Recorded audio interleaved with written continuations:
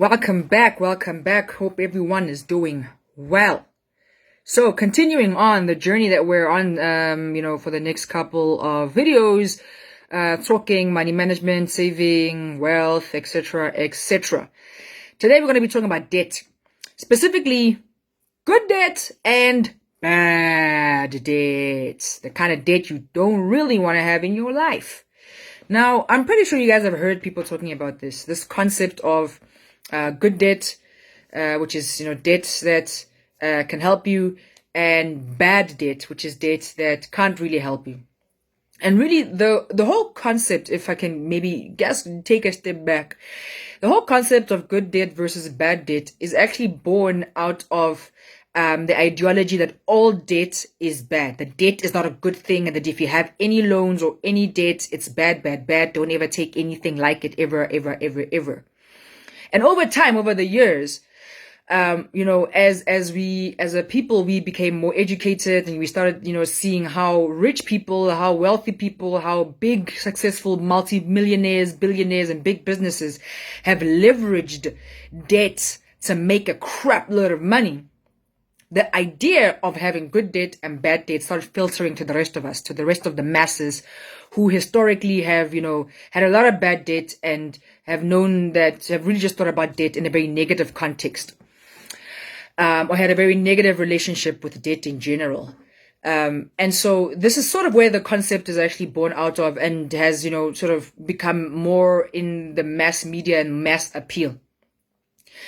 And just to give you guys some context, that good debt, so for those of you that don't know, because I know that not everyone here is from a financial background, good debt is basically known as debt that helps you make money or create an income that will then help you pay that debt back, basically. So it's debt that adds value to you, your life, and and basically helps you make more money. So we categorize those things, like it can really be anything, right? Because that's very broad. But generally speaking, things like education are, typically included under good debt, because you can go and educate yourself, get a degree, come out of school, get a job, and then use that job to make money that then helps you pay off that loan, and then helps you buy assets and so forth. So then you get out of debt. Property is generally thought of as a good debt purchase. You can buy a house, you can buy a property to flip. Where you buy a house, you renovate it, and then you sell it at a much larger price, and so then you make a profit off of your sale. Stuff like that. Starting a business is another thing that is generally considered in the good debt space. Risky. Very risky to, start a business from scratch on debt. Very risky, but people do it successfully so as well. Or buying any sort of equipment, that then, can form as collateral, or that you can then resell and to pay back the debt or make money off of that equipment. So generally, I'm sure you're picking up a habit here, but generally anything that you can use to make money or to create an income, is normally under the good debt space, and is also a safer bet, because then the asset itself, the thing that you spent money buying, is also the collateral behind which the loan is backed. I hope that makes sense to the people who do not have a technical background. But please feel free to ask me any questions in the comments section. I'm trying to keep this as simple as possible. And then bad debt, so that's good debt. Good debt helps you make money. Think of it that way. Bad debt doesn't help you really make money. It's things that are mainly consumables. They're short-term gratification, short-term consumption. So things like buying food with your Pick n Pay credit card or your Woolies credit card, buying, a rotisserie chicken at Woolies with your credit card, is something that would be a bad debt purchase, because you're going to eat it tonight, and by tomorrow, if you're fairly regular, it will have left your system. So you're not really making any sort of income or money from those things.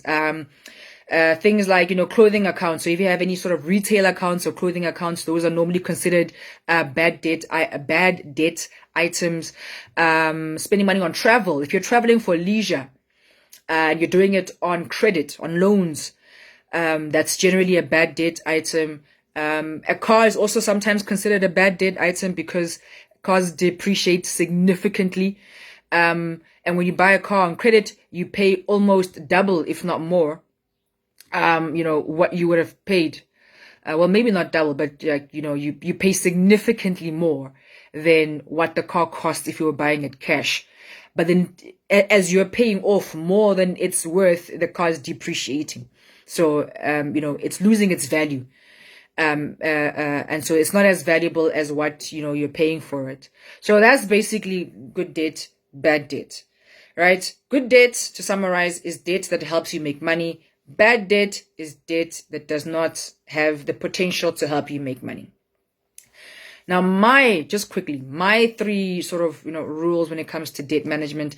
And I know that a lot of you will not really relate a lot to this particular topic because you don't have credit cards, you don't have debt, you might not have student loans because, you're with SFAP and so forth. So this is not really a topic that you're like hits close to home unless maybe you come from a family that has debt issues, and so it hits home from that perspective. But please keep this in mind, because as you grow older and as you go through the system and you start earning more money and so forth, the banks are going to come, the financial institutions are going to come, they're going to offer you a lot of credit, a lot of debt, and you need to be savvy enough to distinguish between what should be debt financed and what should not be financed through debt. But anyways, my three quick rules for debt. One, if I don't have a plan to pay the money back, I say no. I think of it as bad debt waiting to happen. If I don't have a tangible plan to pay that money back, then it's money that I should not be spending because I don't know how I'm going to pay it back. I'm just hoping and praying that something will come. And even if that is like, something that you're going to be studying, like I want to do my MBA in the near future, but I'm not going to do it through, a debt funding if I don't have a very tangible way of being able to pay the bank that money back after getting my MBA. Otherwise, it will then become the albatross upon which I suffer. So if you don't have the money, if you don't have the plan, you might not have the money, but you should have a plan, to pay it back. Number two is have a deposit. Wherever you need to fund something through a loan or through some sort of credit card or like debt financing, however much of a deposit you can put forward, please put forward a deposit. Doesn't matter how big or how small.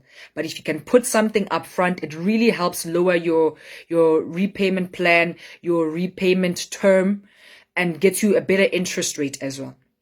And then lastly, the sooner you can pay it off, the better. Pay it off sooner rather than later. Even if it means that you might have to, skimp a little bit on the standard of living in the short term so that you can pay off the loan a year or 6 months earlier than what your payment terms are. The sooner you can pay off your debt, the better, because that helps you be able to save and invest money faster actually, because whatever money you were going to pay back to the loan, you can then reinvest that money into other things that are generating revenue or generating income.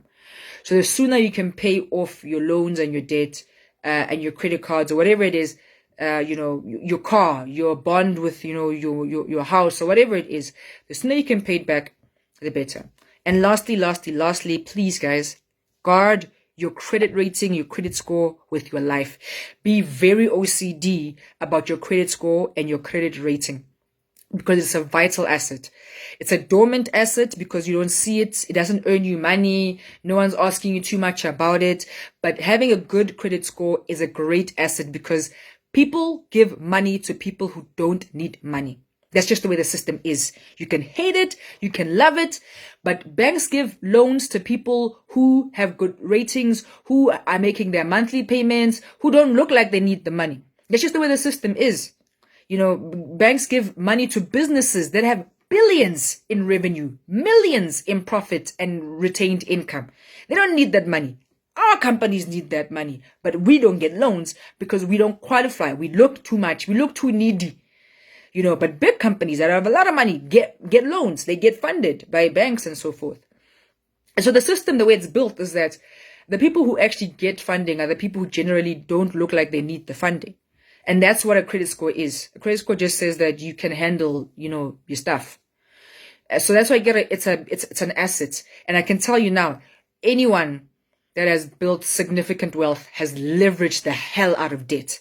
Leveraged the hell out of debt.